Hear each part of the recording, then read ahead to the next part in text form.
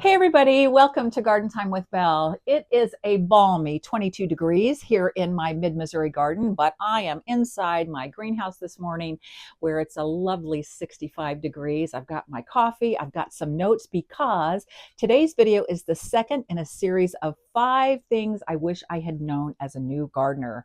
If you missed the prior videos, I'm going to make sure I put them in the description below. You might want to take a look at those videos that I've published on this series. And today's second in the 5 things I wish I had known as a new gardener is all about soil quality. Soil quality is everything. It is absolutely the foundation for having a successful garden. I know that lots of you have great experience as gardeners, so I'm going to encourage you as you go through the video with me today. I want you to leave your comments in the comment section. What would you share with brand new gardeners? What would be your important golden nuggets of wisdom that you wish you had known when you were just starting out in your gardening journey? So if you're new to gardening and things haven't gone quite the way you had hoped, I want to start by saying it is probably not you. Most first year gardening struggles have to do with poor soil, not poor gardeners. And that's actually great news because soil is something that all of us can improve upon. In today's video, I'm going to show you why soil quality is everything and how focusing on it first can completely change your gardening experience. Alrighty, I grabbed my notes because I want us to start to talk about the why. Why does soil matter so much in our gardens? You can spend a lot of money on plants and seeds, but if you put those in yucky soil that isn't healthy, your plants are not going to thrive. They're just not. It matters that much. I want you to remember and think about that healthy soil is full of living things. You want your soil, especially if you're gardening in raised beds or in the ground, you want that soil to be loaded with earthworms. That's a really good sign of healthy soil. You want your soil to be loaded with beneficial microbes that you can't even see, fungi, all kinds of things that are going to feed your plants. When your soil is healthy, your plants are going to struggle a lot less and they're not going to be stressed. Stressed plants in our gardens are very susceptible to insects and pest damage. So we want to help our plants not be on the struggle bus. We want them to be healthy. Another really important part of healthy soil is that healthy, looser soil will help the roots of your plants be able to reach out to grow strong, and those roots will be able then to not only support the plant, but also those roots are going to reach out for proper nutrition and water, which they definitely need to thrive and survive. And as a bonus, healthy soil is much easier for us as gardeners to work in. I mean, just imagine if you're like me here in mid-Missouri and my native soil around my property is heavy clay. And especially the closer you get to my house, I've got a lot of perennial flower beds that surround the exterior of my home. Like many people, our houses are built and they backfill, and to support the foundation, they backfill with really heavy, yucky clay. And it is no fun to garden in. It's hard to dig in, it's hard to plant in. But again, like I said earlier, even if you're faced with that kind of heavy soil, you can change the soil and turn it into healthy soil. And we're going to get into that in just a little bit. All right, so we just talked about why soil matters so much. Let's get to the what soil is made up of. And I want to keep this really simple. I don't want to go into a big scientific explanation. You can do those kinds of deep dives on the internet yourself, but I do want to make it sort of simple for new gardeners to think about. So soil is made up of 4 main things: minerals, organic matter, air, and water. So good soil has space between the particles of soil. It has air space, and that air space is important for flowers and plants to grow. It also lets the roots of our plants access oxygen, minerals, and water. Those spaces in those soil particles help your plants for sure thrive. So now let's quickly talk about the main types of soil you might have in your garden. And let's look at those. So I'm going to try to keep it really simple. The three main types of soil most of us are dealing with is we've either got clay soil, sandy soil, or what they call loam soil, or a combination of those three. I'm going to try to either provide a visual for you on what those soil types look like, or maybe I will find a really good YouTube video. If you want to take a deep dive and get more visuals, a video of what that looks like, maybe I'll find a good video for you all to take a look at and put that in the description below. So let's talk about clay soil. Here are the three main descriptors I would use for clay soil. Clay soil drains very slowly. That's not good. That leads to root rot. Clay soil is often red or gray in color. In my neck of the woods, it's gray. Clay soil can feel really heavy and sticky. Okay, let's talk about sandy soil. Two big descriptors for sandy soil, I would say. The first problem with sandy soil is it drains way too quickly.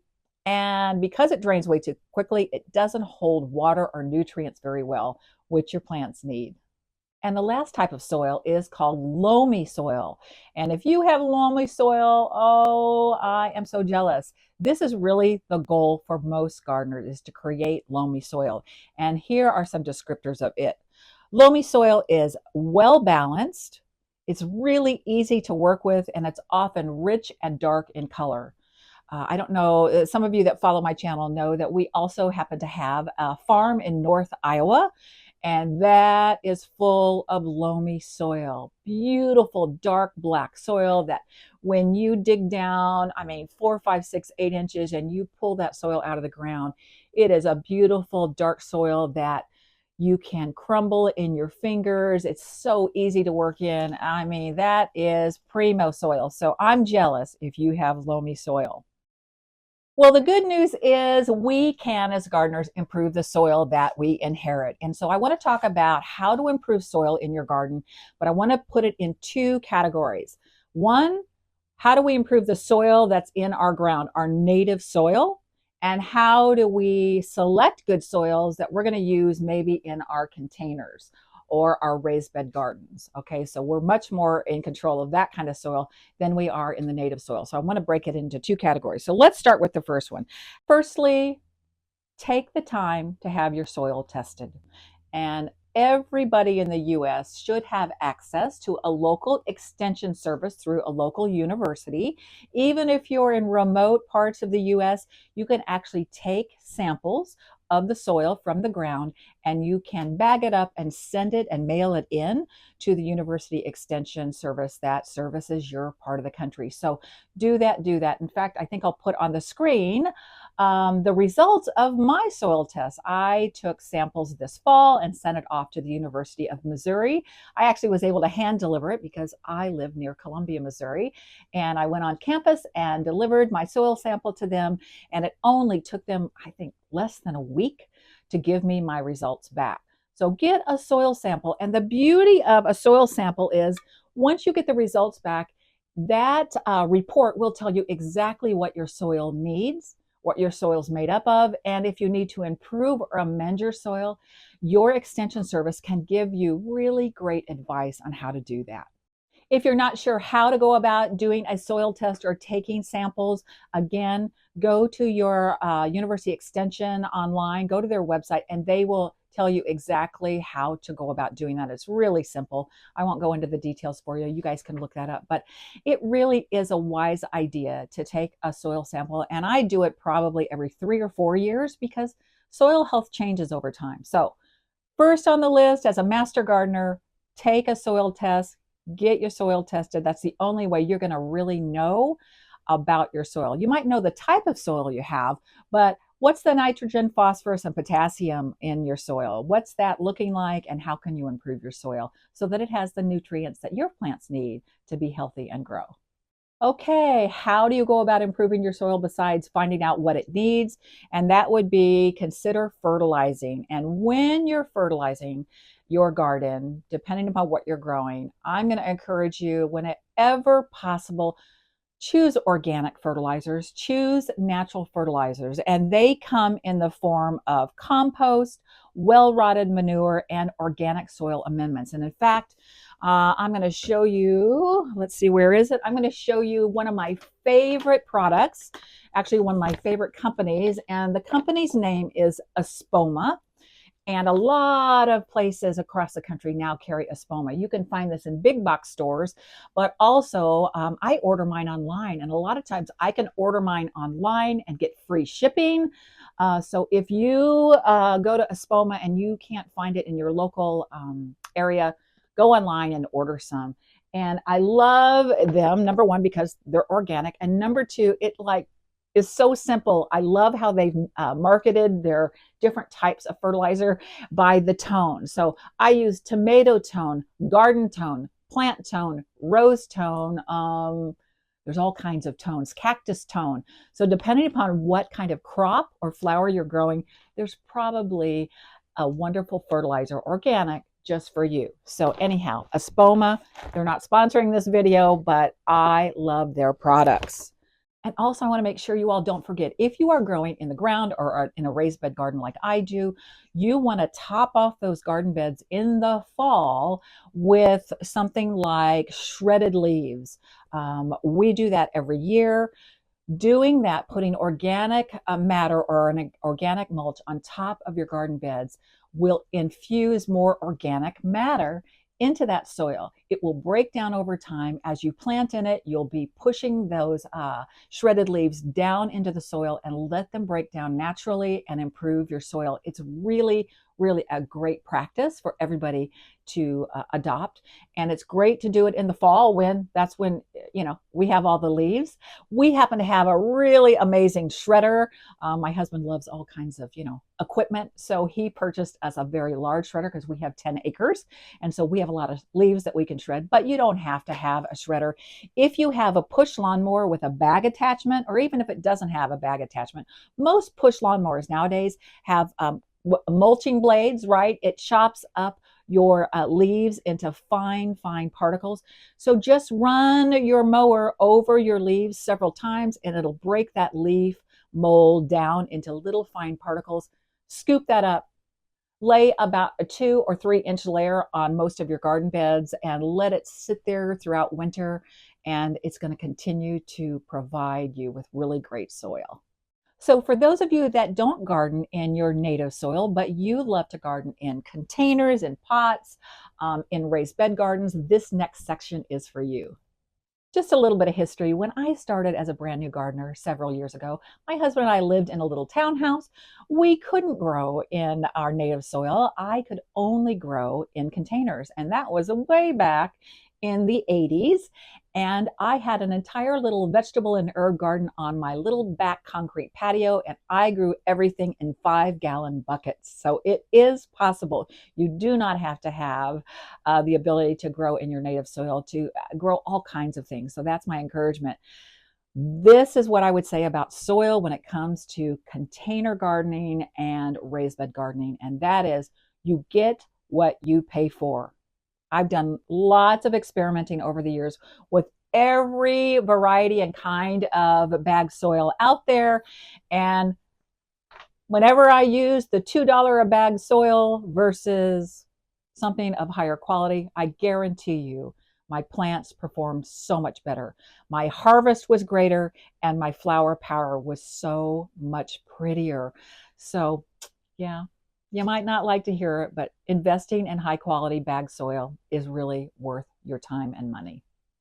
So think about it like this. When we put really healthy things into our bodies, when we feed ourselves with really healthy stuff, oftentimes we don't need to take supplements. We don't have as many issues with our health. It does make a difference.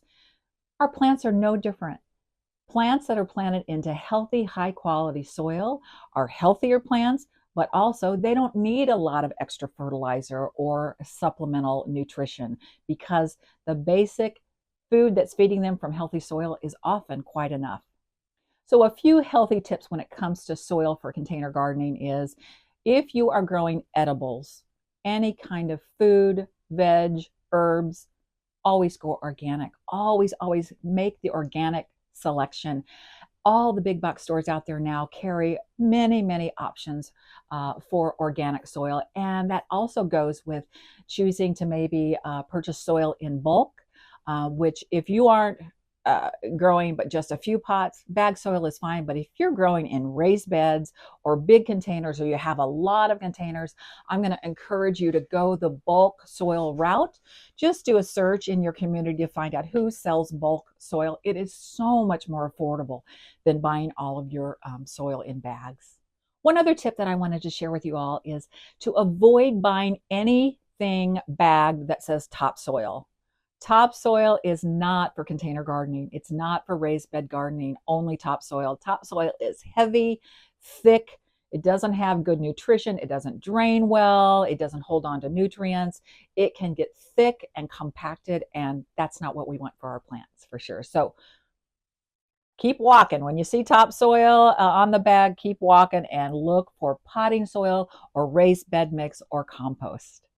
So, as we wind down our conversation about soil, I just want to encourage you to remember that light, water, food, and temperature are certainly important for us gardeners in growing healthy plants, but soil really is the foundation for creating a successful garden. If you're just starting out, focusing on improving your soil or picking high quality soil mix for your plants before you ever put a plant in the ground or in a container is really going to make your gardening easier, more successful, and most importantly, a lot more enjoyable. So I guess I just want to end with saying start with soil. Your future garden is really going to thank you. And of course, as always, I wish everybody out there happy gardening.